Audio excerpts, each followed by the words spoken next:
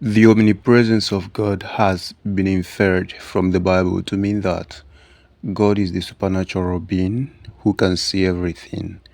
everywhere and everyone all at the same time, which implies that He is ever present in real time. What more to know about God's omnipresence is that it also describes the fact that God is currently existing in time and space that humans have ever existed in, that humans currently exist in, and that humans will ever exist in. He's existing there not only in the form of supernatural being, but also in his human form, adapted to fit into each person's reality and capacity, such that he experiences life as each individual is experiencing it for the sake of each particular individual. Of course, without his God power shielding him from human suffering, humiliation, pain, etc.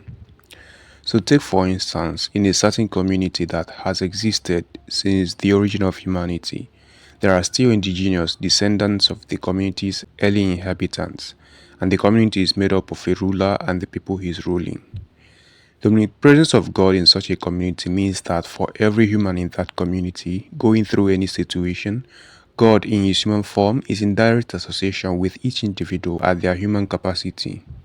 God's human nature is synchronized with the human nature of each individual in that community, experiencing each individual's reality exactly as the individual would normally feel it with respect to their capacities. This is how God, in both his spirit and human nature, associates with everybody's individual experience in that community. That is also how it happens elsewhere in the world.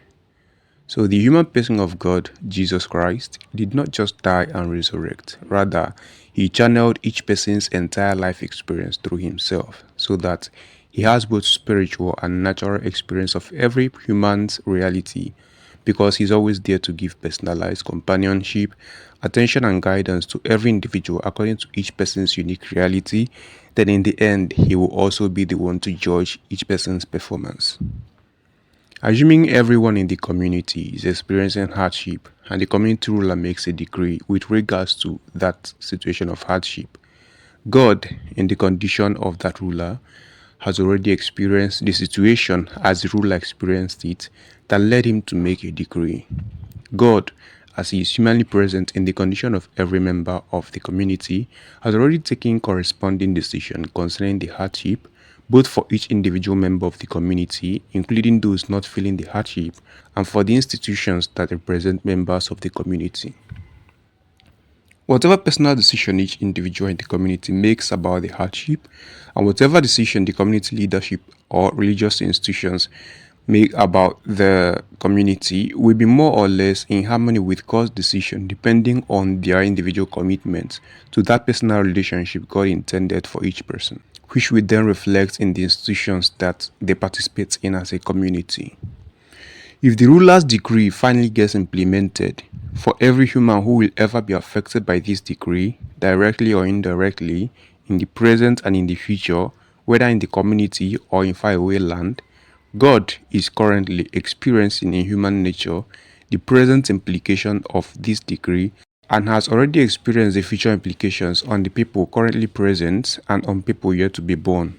Also, he has a perfect choice of action for each individual which will help them handle the outcome of the implemented decree. Three major differences between God in his human form in the community and each person being affected and who will ever be affected by both the situation in the community and the community ruler's decree. First, God knows the most suitable decision for the situation that led the ruler to make that decree, and God's choice of action may or may not be that a decree should be made in the first place. Secondly, since God in his human form has existed and is currently existing in the capacity and reality of the past, present and future rulers of the community, God is able to tell from wholesome experience if any of the past rulers had had similar situation. If so, what led to the situation then, what decisions the past rulers made when the hardship occurred compared to God's intended decision then, the outcome of that decision, and how the outcome ultimately affected past, present, and future occurrences in the lives of all persons in the community and anywhere else in the world. Thirdly, At the very same time as God is existing in the reality of each person in the present generation of the community, God is also existing in real time, in all future time, and in all future events that will result from action each member of the community takes in response to this situation and in response to their ruler's decree. So future time and events includes the experiences of humans in existence during that future time in the community and anywhere else, and experiences of all living and non-living things that would exist then, so long as they will be affected directly or indirectly by the current individual actions of each member of the community. The omnipresence of God has immense implications for humanity the world over, irrespective of religious inclination, race, or generation. The first implication is that God is feeling everything that any human being is feeling anywhere in the world, and is feeling it exactly as that human is feeling it. Like he's not being shielded by his God nature or his God power. He's feeling it at the capacity and reality of the person. So the second implication is that God knows everyone's capacity and ability for in every situation. For instance, when a human is faced with a situation whereby the person feels overwhelmed and then makes statements like, I cannot handle it or I can't do anything about it, God knows exactly what is the situation of our ability and capability in every situation, because He is experiencing that situation with us exactly as we are experiencing them.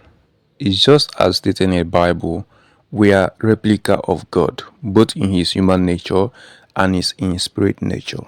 So in His human nature, God has made decision for every experience that His human nature we have on earth, and the extent of capability and ability that will be available to each replica of God's human nature in order to be able to handle the whole experience according to God's will for His human nature. So the third implication is that for each of the experiences we have in life, for each of the realities we come into, God already has the perfect decision and a perfect line of action that we should take. So God's choice of decision and choice of action for those situations are always the best, and we always reflect our reality, because God, being omnipresent, has already existed in that situation even before we were born, even before we came to meet it. He has already existed in it, he has already experienced it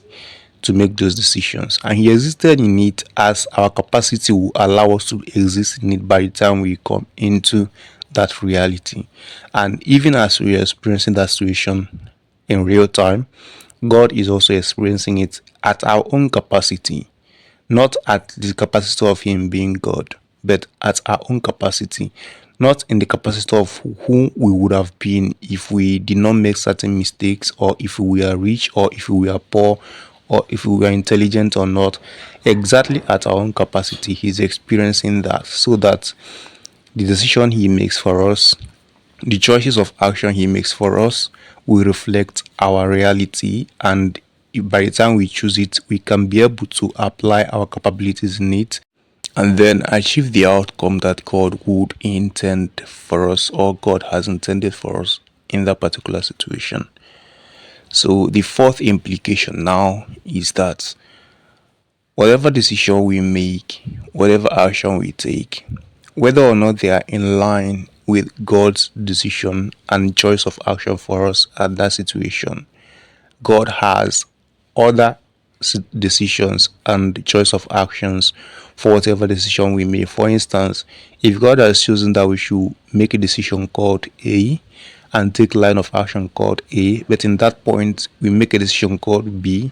and choose a line of action called B. For that decision we've made now, God has another decision for that particular decision we've made to ensure that the outcome will always favor us according to His own plan and will for us. So He does not leave us at the point where we made the decision and say, okay, since we chose B, let's see how it goes. No, He has other interventions for whatever decision we've made. And the truth is that, and the truth about this whole thing is that God's choice of a decision and line of action for us will not always guarantee that we'll get comfort and convenience. It could be that at the end we are that we are in a difficult situation or in a painful situation, but that situation is now God's choice for us at that particular point in time.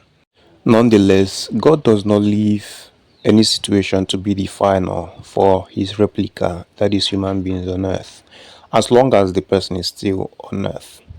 What this means is that whether the outcome of God's intended decision for humans is favorable and desirable or is painful and inconveniencing, that is not the final state, is not the final situation of man,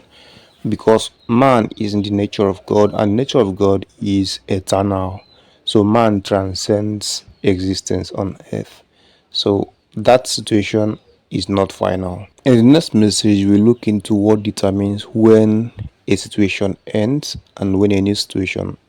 begins for humans on earth.